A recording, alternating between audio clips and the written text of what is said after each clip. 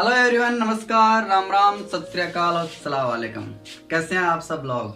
मस्त है एकदम। चलिए, इस वीडियो में हम डिस्कस करेंगे आपकी यूनिट नंबर 1 इलेक्ट्रोस्टैटिक्स, जिसका चैप्टर नंबर 1 है आपका इलेक्ट्रिक फील्ड। और इलेक्ट्रिक फील्ड में हम बात करने वाले हैं आज टॉपिक की डाई इलेक्ट्रिक कांस्टेंट, या फिर जिसे हम कहते हैं रिलेटिव परमिटिविटी। हिंदी में इसको कहेंगे परावैद्युतांक या अपेक्षित विद्युतशीलता। चलिए समझते हैं यहाँ पर क्या होता है परावैद्युतांक। तो देखिए, कोई भी कुचालक पदार्थ है, नॉन कंडक्टिंग आपका पदार्थ है, तो आप जानते हैं कि उन पदार्थों को हम परावैद्युत पदार्थ कहते हैं। और इन पदार्थों का जो गुण है, इनकी प्रॉपर्टीज जो है, उनको हम कहेंगे परावैद्युतांक। ओके, अब आगे देखिए, परावैद्युतांक को यानी डाइलेक्ट्रिक कांस्टेंट को हम डिनोट करते हैं एप्सिलॉन आर से। ओके, और इसके बाद यह जो आपकी डाइलेक्ट्रिक कांस्टेंट वो एक विमाहीन राशि है, यानी आपके डाइलेक्ट्रिक कांस्टेंट की कोई भी विमा नहीं होती है। क्लियर इतना? चलिए अब यहाँ पर आगे पढ़ते हैं। कुछ महत्वपूर्ण पदार्थों का डाइलेक्ट्रिक कांस्टेंट कितना होता है, यानी इनका जो परावैद्युतांक है वो कितना होता है। तो सबसे पहले लेते हैं यहाँ पर आसूत जल।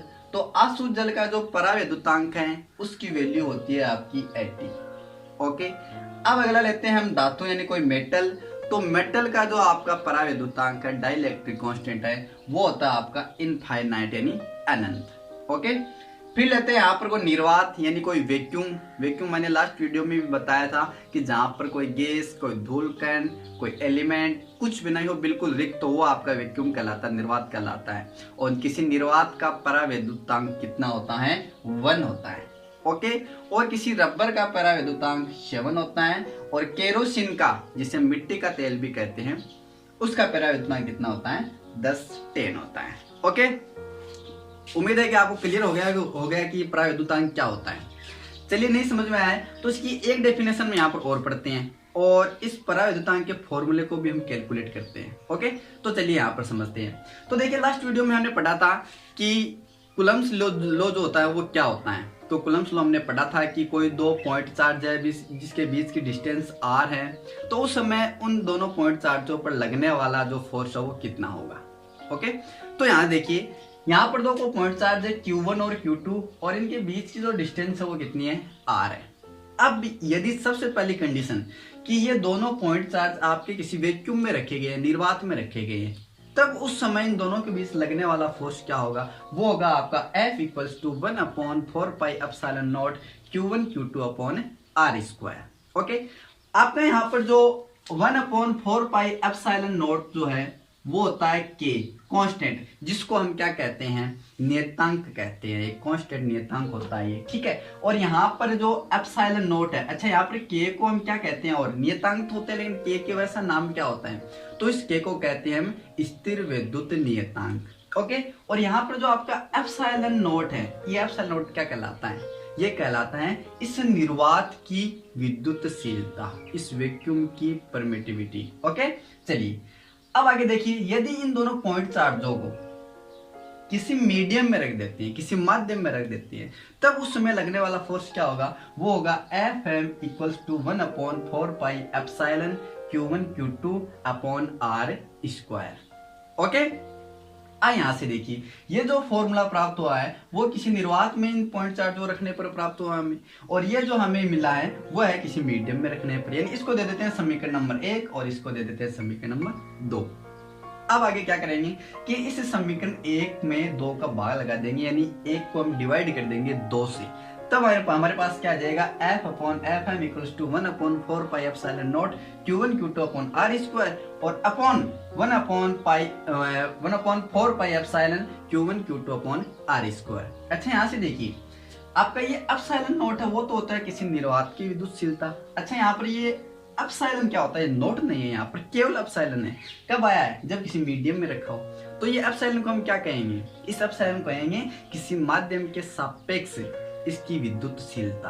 ओके, ये तो माध्यम के सापेक्ष वही है निर्वात के। ओके, चलिए अब यहां से देखिए, आपका 4π से 4π कैंसिल आउट हो जाएगा, Q1 Q2/r² ये पूरा कैंसिल हो जाएगा, यानी आपके पास इधर क्या बची है? केवल आपके पास बचा है एप्सिलॉन नॉट और एप्सिलॉन। तो इस फॉर्मूले को हम लिख सकते हैं F upon F M equals to epsilon of epsilon naught. और ये किसका फॉर्मूला आ गया? आपका डाई इलेक्ट्रिक कांस्टेंट का फॉर्मूला आ गया। ओके, अब यहाँ से एक परिभाषा भी यहाँ से निकलती है। अब परावैद्युतांक को वैसे तो क्या कहते हैं, जैसे मैंने बताया कि कोई कुचालक पदार्थ है तो उसके गुण को हम परावैद्युतांक कहते हैं, ठीक है। लेकिन यहाँ से एक डेफिनेशन और निकल गई है। वो डेफिनेशन कौन सी है? देखिए यहाँ पर, किसी माध्यम के सापेक्ष विद्युतशीलता और किसी निर्वात की विद्युतशीलता के अनुपात को क्या कहेंगे? हम परावैद्युतांक कहेंगे। ये इसका फॉर्मूला हो गया। तो हम ये फॉर्मूला हो गया तो हम इसके इक्वल्स टू क्या लिख सकते हैं? Epsilon R. और ये ही आपका मेन फॉर्मूला हो गया जिसे हमने कैलकुलेट करना है, वो आपको याद रखना है। अच्छा, यहाँ पर एक चीज समझना, देखिए अभी मैंने लिखा है कि आपका जो फोर्स है ये तो फोर्स है आपका निर्वात के लिए और ये एफ एम है किसी माध्यम के लिए। ओके, अब इसके इक्वल्स टू क्या है? यहाँ पर देखिए एप्सिलॉन आर है, ठीक है। अब यहाँ से मैं किसी माध्यम का फोर्स निकालना चाहूं तो हमारे पास क्या आ जाएगा? F upon epsilon R. यानी आपका किसी माध्यम में फोर्स लग रहा है उसमें यहाँ पर डिवाइड हो रहा है किससे? डाई इलेक्ट्रिक कांस्टेंट से। ओके, अब यहाँ से देखिए आप क्या देख पा रहे हो कि आपके पास जो एफ एम यानी किसी माध्यम के लिए फोर्स होगा वो हमेशा यहाँ से देखिए इसका भाग लग जाएगा तो क्या होगा? हमेशा कम प्राप्त होगा। यानी यहाँ पर हम कह देंगे कि आपका किसी निर्वात के अंदर जो फोर्स लगता है वो बड़ा होता है, बहुत ही बड़ा होता है, किसकी तुलना में? जब किसी माध्यम के लिए लगता है। तो देखिए अभी हमने यहाँ पर देखा भी था कि यहाँ पर देखिए किसी धातु के लिए अनंत होता है और यहाँ पर निर्वात के लिए कितना होता है? 1। यानी सबके लिए सबसे कम जो परावैद्युतांक वो किसका है? निर्वात का है। यानी इस निर्वात के अंदर लगने वाला जो फोर्स है इन दोनों चार्ज के बीच में वो क्या होगा? मैक्सिमम होगा, जबकि किसी माध्यम के लिए क्या होगा? कम होगा। क्लियर इतना? चलिए दोस्तों, अब समझते हैं यहाँ पर एक एग्जाम्पल। तो एग्जाम्पल हमारा है कि आपके पास दो चार्ज है Q1 और Q2 और उनके बीच में एक धातु की, एक मेटल की एक पट्टिका रख दी जाती है। तो इन दोनों चार्ज के बीच लगने वाला जो फोर्स है वो क्या होगा? कैलकुलेट कीजिए। ओके, तो चलिए कैलकुलेट करते हैं। तो अभी हमने पढ़ा है कि आपका जो फोर्स है यानी F upon F M equals to हमने क्या लिखा था? Epsilon R. ये अभी लिखा था हमने फॉर्मूला वहां पर, ठीक है। ओके, अब यहाँ पर आगे देखिए एप्सिलॉन आर क्या है? वो है आपका परावैद्युतांक, ठीक है। लेकिन यहाँ पर देखिए आप इन दोनों के बीच में जो रखी गई है पट्टिका वो कैसी है? मैंने क्या बताया? वो धातु की है, मेटल की है। तो किसी मेटल के लिए आपका जो परावैद्युतांक होता है वो कितना होता है? जो मैंने एग्जांपल में भी आपको बताया था, धातु के लिए आपका परावैद्युतांक कितना होता है? इनफाइनाइट होता है। तो मैं यहां से लिख सकता हूं F upon F M equals to infinite. Okay, अब यहां से देखिए यदि मैं माध्यम के लिए निकालना चाहूं कि बीच में कोई माध्यम तो रख दिया है हमने, मेटल रख दिया है, तो माध्यम के लिए निकालना चाहूं तो क्या आ जाएगा? F अपॉन इनफाइनाइट और इसकी वैल्यू क्या हो जाएगी? 0 हो जाएगी।